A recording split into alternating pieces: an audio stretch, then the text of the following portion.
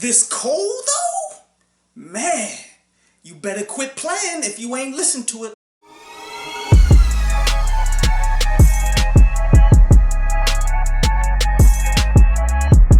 What up YouTube, Topaz Jace back for another review, and this one is to J. Cole, the off season. And before we jump into this album, first I got to give you context. First I got to let you know exactly how I felt about going into this album, so you know exactly why I'm feeling this way about the album. But if you feel as though you already know everything there is to know about J. Cole, and I know the vast majority of you do believe this, feel free to skip to this point here. J. Cole is an artist straight out of Fayetteville, North Carolina that many perceive as the best in the music industry right now. And that is very interesting because there are other artists in here that have far greater financial accomplishments when you look at guys like Drake in particular, and then you look at also competition on the artistic side when you look at individuals like Kendrick Lamar. On top of the fact that he secluded himself from doing and attaining features for quite some time, for a lot of artists that will make them like irrelevant to the game, but not J. Cole. Even with all that, he's remained at the top of the game,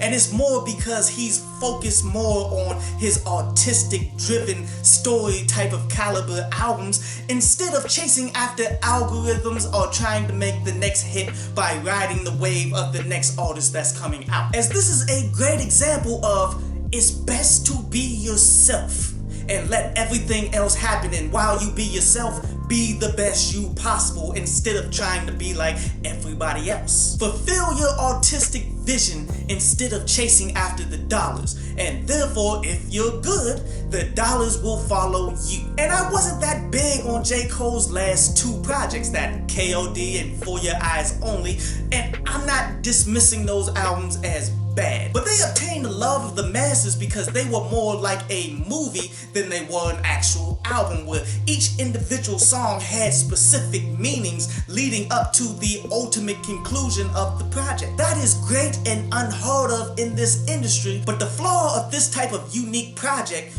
would be once the people unlock the ultimate concept of the albums, the replay value isn't there if the individual songs aren't on the same caliber as his best works in the past, in which it wasn't because these projects were story driven. But now that J. Cole is getting close to the tail end of his career, as he said that he's only really going to do one more album after this one, he is trying to go out with a bang. And as I've said before numerous times, do not believe a rapper when he tells you that he could potentially retire after this project, because most rappers only say that to garner attention so they can sell albums. But J. Cole is different. He shouldn't have been doing what he's been doing for these last bunch of albums. So given his track record, he could very easily retire after the last album. And it seems with the off season, he's trying to go out in a blaze of glory. Which brings us to the album. And I will say this is his best work since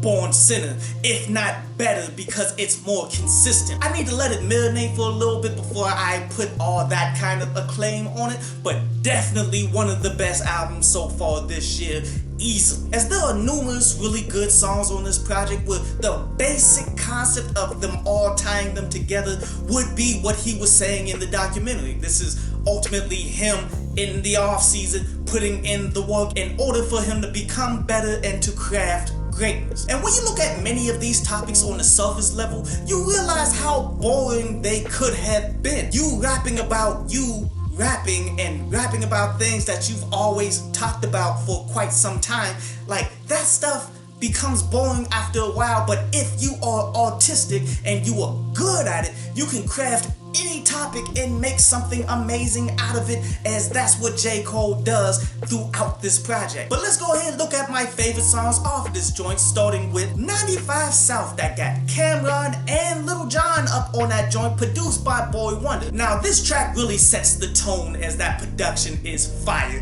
It shows that he's no longer shying away from having features on his project, as he's really just spitting on top of dope production. My next favorite song was My Life with 21 Savage featuring Moray. For those of you who've been watching Hip Hop Stocks, he was a guy that I mentioned a little while ago, saying that this guy is the next one up.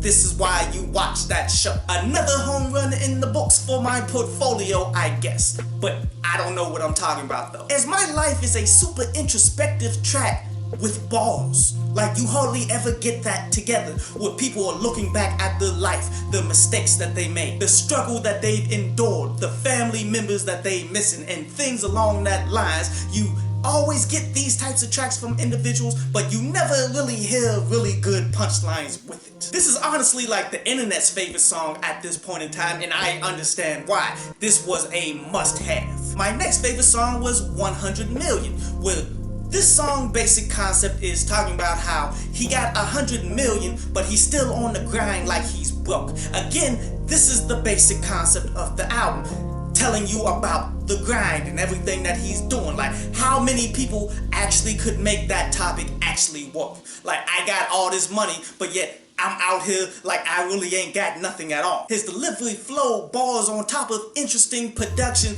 that doesn't overshadow anything and isn't too simplistic for nothing. Like he just came together with an excellent project here. My next favorite song was that Pride is the Devil, where what he's going through is the deadly sin pride, as he's giving you real life examples of where it's been applied with not only him, but this is everybody that you pretty much know on why these individuals never really succeed, and it's the pride in themselves to ask for help. They'll never do it because they want to believe they're so great, and other vital scenarios in which cripple people because you're too prideful to do anything about it. As this song was featuring Lil Baby up on there too, which was another surprise feature, which is cool. I mean, Lil Baby isn't my favorite, but I know a lot of people really love him. He does okay on this, but I could have really just used Just Cole on this joint. There are other songs on here that are interesting that I really don't have time to talk about, like take that Amari, where got Timberland production on it, but it's not a solely produced by Timberland joint,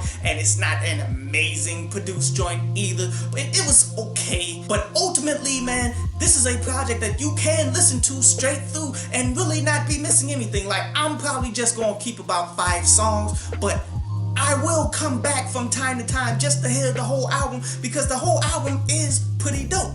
But you all know why we are here to listen to a Cole joint though. We gotta go ahead and jump into the bars.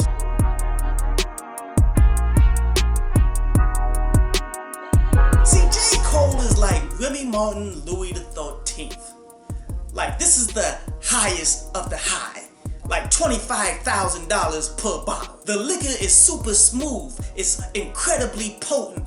On top of being super artistic, because the bottles got diamonds in them to begin with, which is why the price is so high. It is completely worth the amount of time that it takes for him to compose this and the amount of cost that it takes in order to get it. As it is easily one of the best liquors that's out there on the market, point blank. Period. See, but the problem with showcasing bars from J. Cole is trying to pick which ones, because they are throughout this project and they are relevant. So I'm just going to go with the first few that hit me. Like how he said, I'ma put M's on your head, now you're Luigi's brother. That is pretty much saying, you know, Mario and Luigi, the video game, where Mario got an M on his hat, but he's pretty much saying, I'll put millions for you to get killed because I got the money to do so. How he says that I'm going to reign until FEMA shows up. Now that's a dope bar too, because he means rain as a double entendre, as in rain as in the weather rain, and rain as in his dominance that he's had over the music industry until FEMA shows up. FEMA, the government agency that shows up during natural disasters in order to help people who actually lost everything. And how he said that his bullets be humming like Cudi, which that was pretty cool as well, man, because you know Cudi is known for humming his verses on the tracks, and he's just making that comparison to Shooting Shells. Like, these were overall quality bars, man, but there are much more out there on this project for you to decipher, for you to listen to, and that's honestly the best part of what J. Cole delivers. Overall, man, this was an excellent project. I was somewhat expecting it too. If you watch some of the other shows leading up to this, I was expecting greatness from J. Cole in order for him to retain his title as the best in the music industry right now, and I think he did his job. Great job job, J. Cole, man. I'm giving this a 9 out of 10 with the potential to making the 10 out of 10 depending on how I feel about this project after some time. I don't ever give the classic 10 out of 10 out the gate.